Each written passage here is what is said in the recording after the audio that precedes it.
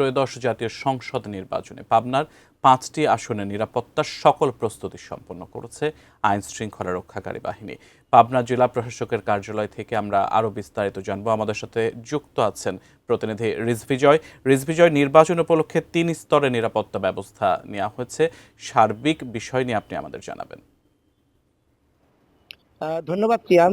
উৎসবমুখর প্রচারণা, তর্ক বিতর্ক, উত্তাপ উত্তেজনা সবকিছুর একটা প্রচারণার যে সময়, সেটি শেষে এখন কিন্তু নির্বাচনের চূড়ান্ত প্রস্তুতিতে রয়েছে সারা দেশ। তো সেক্ষেত্রে পাবনার 5টি আসনেও কিন্তু 702টি ভোট কেন্দ্র রয়েছে। সেই ভোট কেন্দ্রগুলোকে ঘিরে নিরাপত্তা কৌশল সাজিয়েছে আইন শৃঙ্খলা বাহিনী। আজ সকালে পাবনার পুলিশ লাইন মাঠে জেলা পুলিশ সুপার আনোয়ার জাহিদ তিনি কিন্তু আইন শৃঙ্খলা বাহিনীর সদস্যদের ব্রিফ করেছেন এবং যে 1966 জন পুলিশ সদস্য যে নিরাপত্তার দায়িত্ব পালন করবেন তাদেরকে তাদের দায়িত্ব বুঝিয়ে দেওয়া হয়েছে এবং বিভিন্ন কেন্দ্রগুলোতে তারা ইতিমধ্যে কিন্তু যেতে শুরু করেছেন।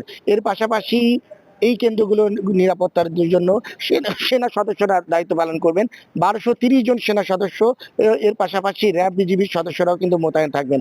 পাবনায় এই 702টি কেন্দ্রের মধ্যে 292টি কেন্দ্রকে গুরুত্বপূর্ণ এবং এর পাশাপাশি 72টি কেন্দ্রকে অধিক গুরুত্বপূর্ণ ঘোষণা করা হয়েছে। তো সেই আলোকে সিসি ক্যামেরা, নিরাপত্তা ব্যবস্থা ছাড়াও সার্বিক যেই নিরাপত্তা কৌশল সেটি কিন্তু শেষ করে ফেলেছে প্রশাসন।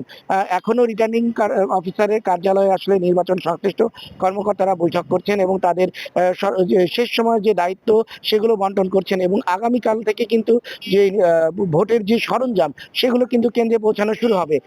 তো সব মিলে এই প্রস্তুতি শেষ হয়েছে। এই প্রস্তুতির মধ্য দিয়ে সবাই আশা করছেন যে একটি শান্তিপূর্ণ উৎসবমুখর নির্বাচনী 12 তারিখে প্রত্যক্ষ করবে দেশবাসী। এখন আমরা পরবর্তী বিষয়গুলো আইন শৃঙ্খলা এবং নির্বাচনের সর্বশেষ খবর জানতে চলে যাব মুন্সিগঞ্জে। সেখানে রয়েছেন ভবতেশ্বর চৌধুরী নূপুর, তিনি জানাবেন মুন্সিগঞ্জের খবর। ধন্যবাদ রিজভি। আপনারা আমাদের পাবনার প্রতিনিধি রিজভি জয়ের কাছ থেকে পাবনার বিভিন্ন তথ্য শুনলেন। এখন আমি আছি মুন্সিগঞ্জের 3টি আসন রয়েছে, তার মধ্যে মুন্সিগঞ্জ 1, মুন্সিগঞ্জ 2 এবং মুন্সিগঞ্জ 3।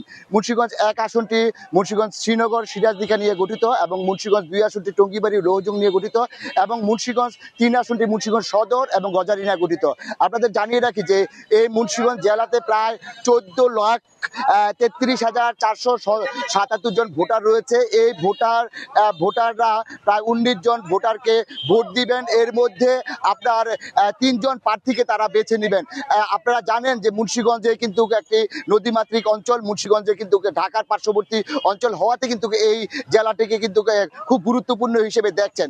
আমি যদি একটু আপনাকে জানিয়ে রাখি যে মুন্সিগঞ্জের যে 3টি আসন রয়েছে এর মধ্যে কিন্তু আপনার মুন্সিগঞ্জ 1 আসনে ত্রিমুখী লড়াইয়ের সম্ভাবনা রয়েছে। এখানে বিএনপির প্রার্থী রয়েছেন মোহাম্মদ আবদুল্লাহ এবং বিএনপি থেকে স্বতন্ত্র প্রার্থী যে বহিষ্কৃত হয়েছে মোহাম্মদ মমির আলী, যিনি ফুটবল মার্কা নির্বাচন করছেন, এবং AKM ফখরুদ্দিন রাজি, যিনি জামাত থেকে নির্বাচন করছেন। আসলে এই 3 জন প্রার্থীর মধ্যেই কিন্তু আপনার লড়াইয়ের একটা সম্ভাবনা রয়েছে। তবে কিছু কিছু ক্ষেত্রে আমরা জানতে পেরেছি যে মুন্সিগঞ্জের সেই 1 আসনে কিন্তু 2 জন প্রার্থী, যে বিএনপির প্রার্থী এবং স্বতন্ত্র প্রার্থী রয়েছে, তাদের মধ্যে কিন্তু আপনার লড়াইয়ের হাড্ডাহাড্ডি লড়াইয়ের একটা সম্ভাবনা রয়েছে। পাশাপাশি মুন্সিগঞ্জ 2 আসনে কিন্তু বিএনপির একক প্রার্থী রয়েছে। সেখানে রয়েছে আব্দুল সালাম আজাদ, যিনি ধানের শীষে প্রতীক নিয়ে নির্বাচন করছেন, এবং মাজিদুল ইসলাম, যিনি এনসিপির শাপলাকলি নিয়ে নির্বাচন করছেন জামাত 11 দলীয় জোটের। এই 2 জনের মধ্যে কিন্তু আমরা হাড্ডাহাড্ডি লড়াইয়ের একটি সম্ভাবনা রয়েছে বলে আমরা জানতে পেরেছি। পাশাপাশি মুন্সিগঞ্জ 3 আসন, যেটি নাকি মুন্সিগঞ্জ সদর এবং খুব গুরুত্বপূর্ণ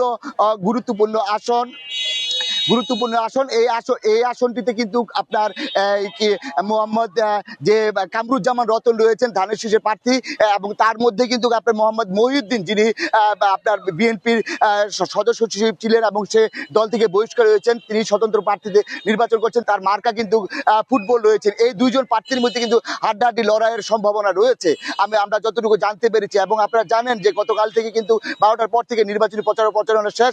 এখন কিন্তু নির্বাচনী প্রচারণা নেই।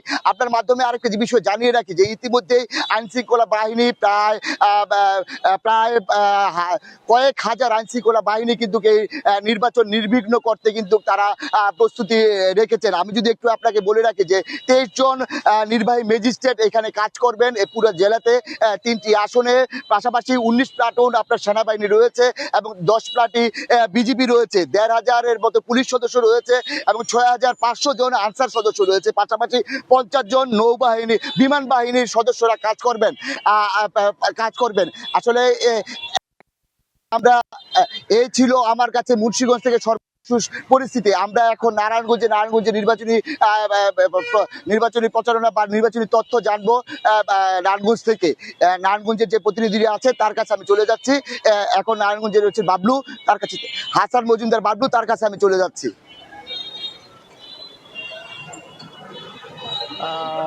ধন্যবাদ নূপুর।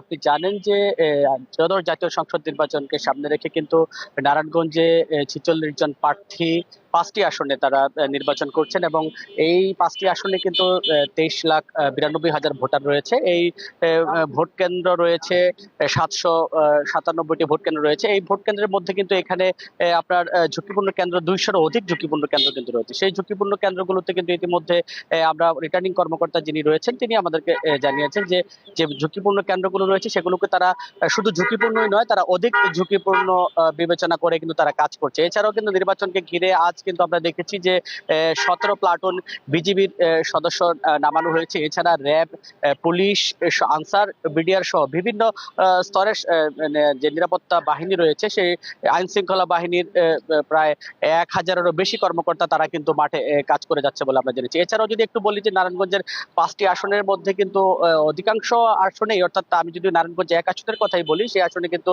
বিএনপির যিনি মনোনীত প্রার্থী রয়েছে মোস্তাফিজুর রহমান ভূঁইয়া দিবু, তার সাথে কিন্তু রয়েছে আপনার যে জামায়াতে ইসলামের যে প্রার্থী রয়েছে তিনি, তার সাথে কিন্তু হাড্ডাহাড্ডি লড়াইয়ের সম্ভাবনা রয়েছে। এছাড়া কিন্তু নারায়ণগঞ্জ 2 আসনের কথা যদি বলি আমরা, তো নারায়ণগঞ্জ 2 আসনে বিএনপির যিনি প্রার্থী রয়েছে, তো 2 আসনে যিনি সদস্য রয়েছে, বিএনপির যিনি সদস্য রয়েছে নজরুল ইসলাম আজাদের সাথে কিন্তু ওইখানকার যিনি সাবেক বিএনপি থেকে নির্বাচিত সংসদ সদস্য আতাউর রহমান আঙ্গুর, তিনি কিন্তু বেশ জোরে সোরে সেই তার নামটি শোনা যাচ্ছে। এছাড়াও কিন্তু জামাত ইসলামের যিনি প্রার্থী রয়েছে তিনিও কিন্তু সেই আসনে শক্তিশালী অবস্থানে রয়েছে। তো সব মিলিয়ে বলা যায় যে নারায়ণগঞ্জ 2 আসনে কিন্তু ত্রিমুখী লড়াইয়ের একটি সম্ভাবনা রয়েছে। এছাড়াও যদি আমরা নারায়ণগঞ্জ 3-এর কথা যদি একটু বলি, আজহারুল ইসলাম মান্নান, এখানে কিন্তু রয়েছে জামাতের যিনি প্রার্থী ডক্টর ইকবাল হোসাইন, এবং ইকবাল হোসাইন জামাত এবং বিএনপি এবং স্বতন্ত্র প্রার্থী গিয়াসউদ্দিন রয়েছে। এই তিনটি, অর্থাৎ এই আসনটিতেও কিন্তু ত্রিমুখী লড়াইয়ের সম্ভাবনা রয়েছে। 4-ও যদি একই কথা বলি আমরা, তো এখানে এনসিপি এবং জমিয়তুল মুদায়িসিনের যে প্রার্থী রয়েছে, অর্থাৎ বিএনপি জোট থেকে যে প্রার্থী রয়েছে সে প্রার্থী সহ বিএনপির